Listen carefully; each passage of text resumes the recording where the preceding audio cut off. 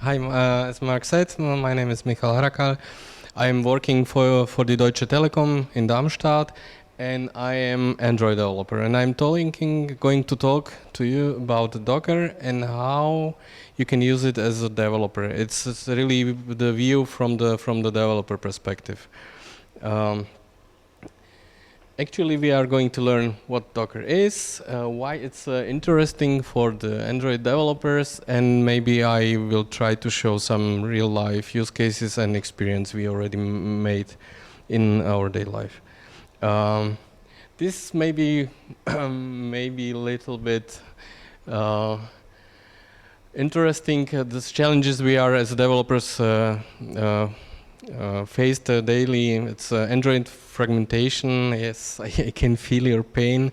We have a lot of developer tools. We have a new Android Studio. We used to have Eclipse before. We are getting very often new SDKs, build tools. Also, if we are taking our work very seriously, we are putting a lot of effort into QI, and it also means a lot of tools we have to install, we have to work. For example, I can really recommend a new one called Infer from Facebook. We are facing to the new programming languages like Kotlin just appears on the sky. We have a new build system. And we are dealing with a lot of third-party libraries. It means a lot of stuff we have to install on our computers in order to get it running. It means that we can spend a lot of time with this, and this can be sometimes really challenging. Generally, if we are talking about application development, we are also in other problems like different versions of different frameworks and stacks running on the different machines.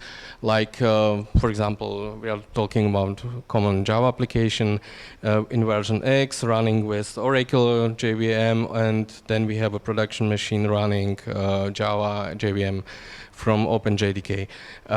The company Docker I'm going to talk about describe this as a matrix of hell, and if you are working in that area, you know what I'm talking about. Solution for that are containers. Actually, Docker as a company, as a product, has a very simple statement. Because this is the last talk and the fifth one, and I know you are tired already, maybe we can little exercise, so I will ask you to repeat after me. Docker is about build, ship, and run. So let's try, please. Build, ship, and run. It's very easy, and it's really about Docker it's an open platform for distributing application for developers and sysadmin. And because I'm having a look on that as from the developer perspective, I will focus on the developers part on that. Docker is a lot of things. For me, it's important. It's open source. It's not really new thing. It's using already features from Linux kernel we have already for a very long time. It's using Linux containers, it's using namespaces, and it's using virtualization options built in the Linux kernel for a longer time already. But they package it a very nice way, so we can use it very easy. Actually, container is isolated wrap of the file system containing everything to run application, like runtime, files, libraries, binaries. Imagine really like a container on the ships for transporting goods. We don't have to forget that the Docker is also private companies, so it means they have to make somehow money. And there's a lot of startups in Silicon Valley, we really don't know how they are making their money. But for me, at least, this one is so transparent. They are offering the services, they are offering training, hosting, and support for this product. So at least for this one, we don't have to be really feared about the future.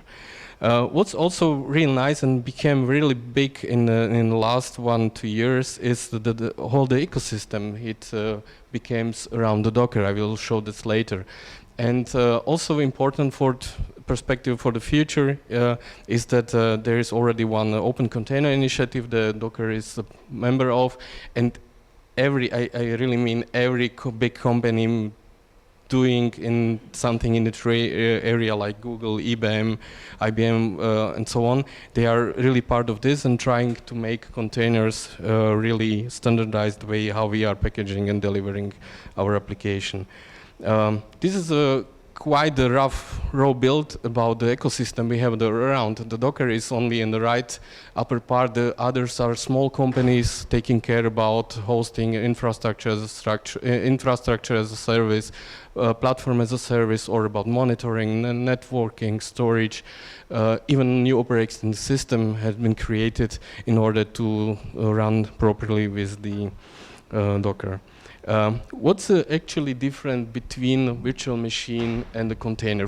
For me as a developer, as a user, I see container as like actually virtual machine.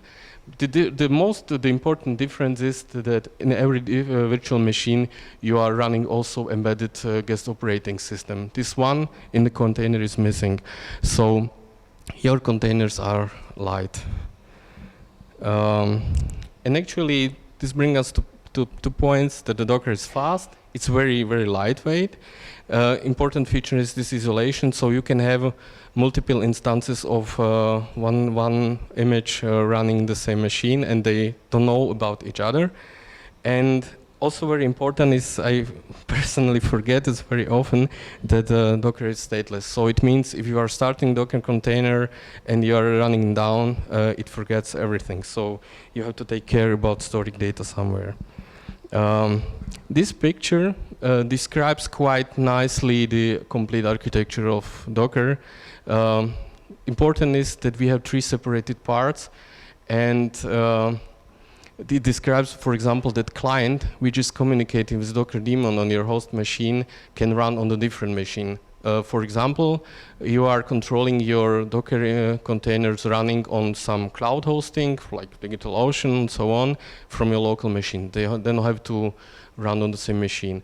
There is a registry. This is also a part of Docker services where you can store publicly or privately or even on premise your own images, and there is a Docker host where your images are running as a containers.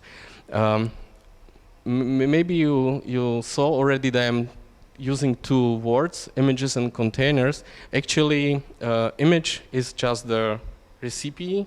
It describes how containers looks like, and the containers is actually instance of it. So it's actually containers is a running image.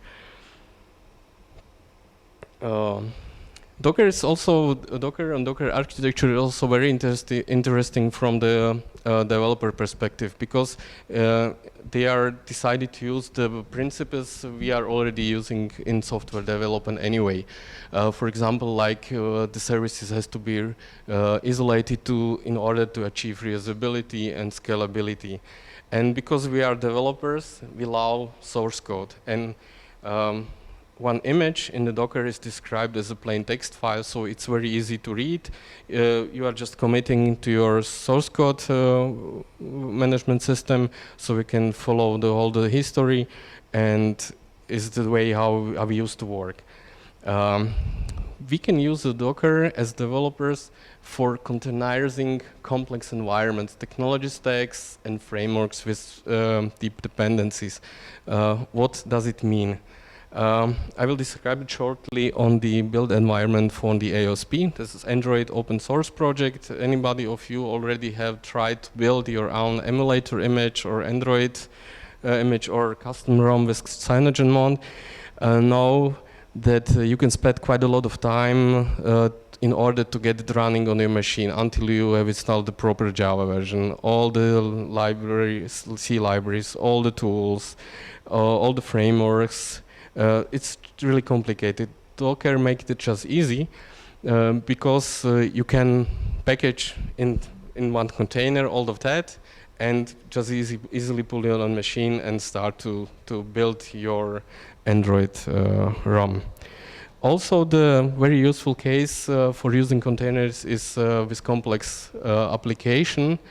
TensorFlow I have written for purpose. I saw the talk from previous one, and I saw they have already the official Docker image for that. So if you want to try TensorFlow on your machine, you can do it very easily with the Docker now. Another also very interesting use case is using cross-compiler chains if you are doing some crazy ARM stuff and so on. My favorite use case, and it's the way how I discovered Docker for me, is using for toolchains in the command line. I will explain about it more later. The question is, okay, we know a little bit about Docker. It's just a very lightweight virtual machine which can run on my computer. I would like to start it. How I can do that? On the Linux, it's easy because Docker requires the Linux kernel. You just install it via usual way via your package manager. On the machine, on the Windows and on Mac OS, it's a little bit complicated. You have to have at least one virtual machine running. And the most easiest way, and it is one which I recommend to everybody who really wants to start with Docker, at least to play, have a look, shot on that, is just install Docker toolbox. It's just the tool from Docker itself. It's a tool for Windows and Mac and installs all you need in order to install on the machine. There is also one comment about enterprise proxy. I guess I'm here not only one working for big corporation behind the proxy. It's a little bit tricky to do that. There are more solutions. For example, the one is using another Docker image for that. With tiny proxy, we can configure about that. If somebody's curious, I'm open for question about that. So Docker Toolbox is really like the application you are installing on your machine, and you will get the client, you will get the Docker machine, which is for configuring machines. And there is also very nice UI tool for starting and running containers called Kitematic. And VirtualBox is also the part of the installation. This is also the small comment, maybe some useful for somebody if you really want to work also in the enterprise environment. You have to configure your virtual machine in order to work properly with proxies. The usage with Docker from the command line is actually the way how I discovered the Docker, and how I'm using the Docker almost every day. There are much more, but I just have written down 3 of them I'm using more often. HTML5 Cordova. I will come to that later. I'm using the script for getting statistic from the Google Play Store for our apps with GC utils, and this is much easier to do that with the officially provided Google Docker, container. And also very nice use cases using Docker with ASCII-Doc and ASCII-Doctor, which also is a tool which contains a lot of libraries, tools, and frameworks. Have a look on Docker file for Cordova. Showing that, it doesn't mean that I won't like to start a discussion about native versus HTML5. It's not about that. It's if you are doing HTML5 and on Android, maybe it's useful to you to have a look on that. And actually, this displays the way how Docker file is built up. It contains just they invited a new domain-specific language for describing the commands for building and for running, and they are using the inheritance, so you can always inherit image information from the other one. So for example, here we are inheriting already existing Android image, which consists proper Java version, which consists Android SDK, which consists Gradle and Maven tool installed on the machine. And additionally for that, install other tools required to get Cordova running, like Node.js stuff and Cordova libraries. if I want to use Cordova with Docker, I have to first pull the image from the Docker hub. It's done by docker pull command. I'm defining the name of the image, and after then, actually, the image is running on the machine, and I can start it. The command you can see in the second part is quite complicated. So for that, we can create an alias, and then we can run Cordova as the natively installed application on your machine. For you, it's running really easy, like calling Cordova with the command line parameters as you're doing usually. But the difference is that all of that is running in the container, and it's running very quickly, because starting container doesn't mean comparing to the starting virtual machine. It's starting a new process. So if you are working, for example, on Linux, it's like nothing. And if you are working on Windows or Linux, okay, you have to, for the first time, to hit up to start your virtual machine. But if this is running, calling the commands from the virtual machine via Docker, it's really like transparent for you, and it's really like starting the process in the virtual machine. So you are getting all the complexity from installing the framework like Cordova with all these proper Node.js version, libraries, C libraries, native libraries, proper Java version, which are for sure different as you have on your machine installed. All this is just encapsulated, isolated in the container. You don't care that in order to get Cordova running, you have to have installed Java 6. Because on your machine, you have installed Java 7. And you don't care, because all of that is hidden, it's packaged, it's in the container, and you can very easily do that. And you can have like multiple of this on your machine, and it's very easy to run. So that was about Docker. I hope that at least one of you will come at home and try install Docker toolbox and try it out. Question? Yeah? The first question is about, you said something about status. If I would like to use Docker to run a real application for long term, without the risk of sort of running down the Docker, can I sort of? For sure, there are solutions for that. Yeah, I can.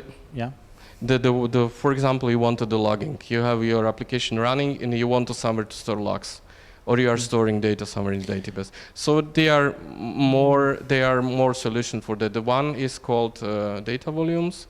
So actually, these containers just for storing data, or you are using another storage level where you can store your data. But I meant something slightly different. If I turn off the machine, like the hardware, the pull plug, and I plug it in again, the host OS runs up again. Are the containers initialized again, or do they just start up with the machine and pick up at the place where they left off? It's under your control, the way how you are starting the containers. Because how many of them you want to start? The thing is just I have a database in a Docker container, for example, and it stores user data. And I don't want to have it sort of vanish each time something happens, the power goes off or something, of course. You can define a starting script where you have to start anyway your MySQL database stateless anyway. Doesn't mean... So for now you are not starting the database itself. For now you are going to start the Docker image running your database. It's just postponing the work to somebody else. Okay, good. That's good. May I? Would he have his database inside the Docker image or something? You mean really the data where you are storing data? With the database, the actual data inside the Docker container.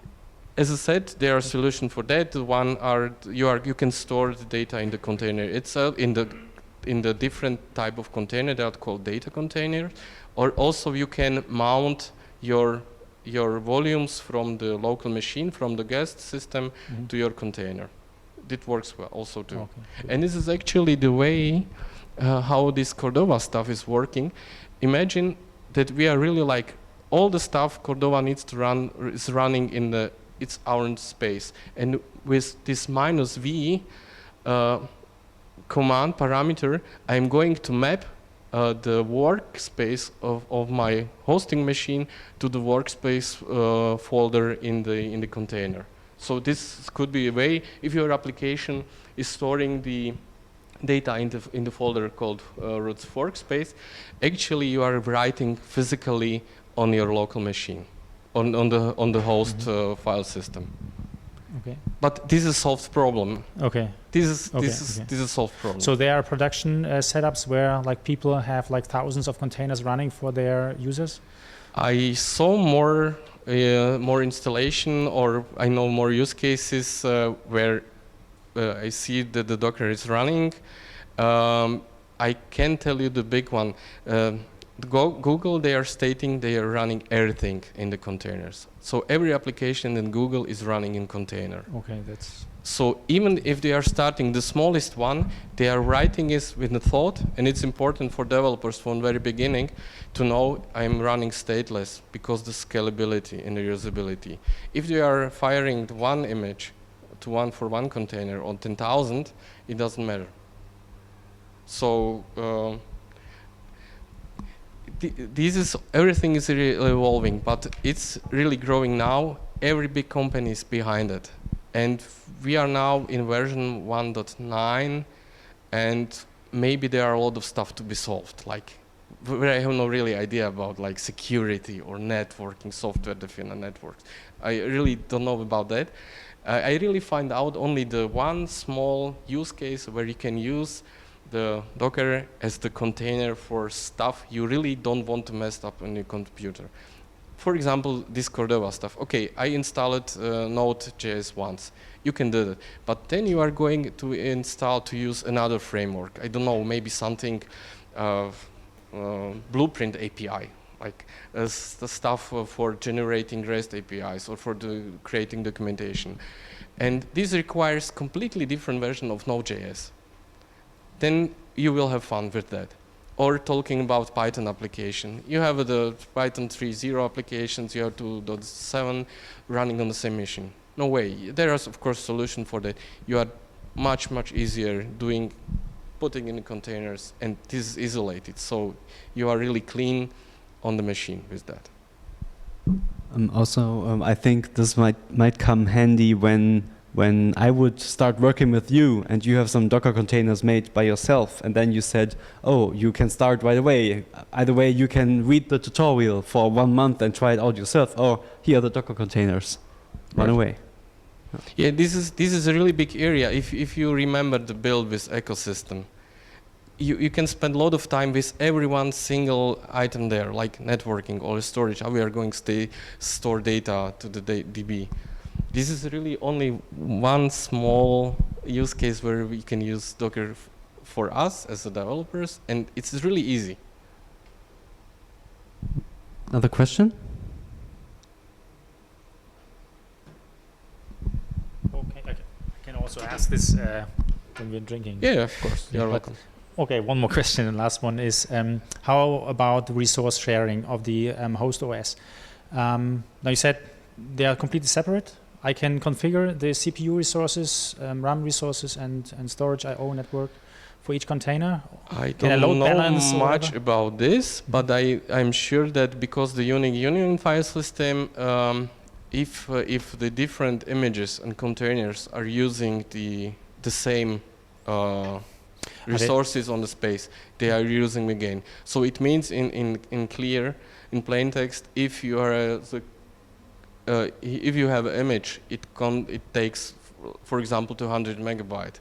And if you are starting multiple instances of this image on your machine, they are not scaling the size of that because they are already using, it's just a process. They are also using the same files, same binary files, so same libraries. So I can give everyone, like, I have only like 10 gigabyte RAM on my machine, but I can install 20 processes with each 1 gigabyte of RAM. 20 containers with each 1 gigabyte of RAM? No, you are limited with the resources you get. Yeah, okay. I am not sure if you can limit resources per container. But I could imagine that this one is also the issue either already solved, I don't know about, or is one will be solved. If for example, if you want to run stuff on OpenStack or like something like that, there is an issue there, like adding resources to the containers. But it was not focus for me. Actually, if I'm taking care about that, I will try to get the machine with running as much as possible of RAM. So because this is the most important part for that. It's actually possible to limit the CPU and the RAM which is available to the container. There are more frameworks like Docker Compose which reliably make it more easily to define the setup. But this is a whole other topic than just a container engine he explained. It's a little bit more complex. Okay, last question.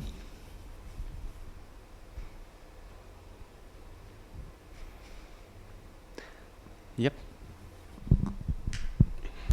When you make me a nice Docker image with all your stuff so I can start working, and then there's a security update, how do I get that? The solution from Docker is called Docker Hub. And we already learned that Docker imagery CP is plain text called Docker file. You can version them, you can tag your versions, so you can explicitly request the exact version containing the update XY set. Or you can just tell, give me the latest, and just pulling the latest, stopping and starting means that you are getting the current one image. This is actually one of the most common use cases to make sure that developers are running the same, or everybody of them is running the same versions on their machines. Should be possible. This works. Okay, I think that's a wrap. I might add something. So I've heard you can configure Docker containers in Minecraft. So if anybody's into Minecraft and Docker, you can combine the two things, and you can actually build up the Docker environment in Minecraft. So thanks to Michal for the Docker talk. Thank you.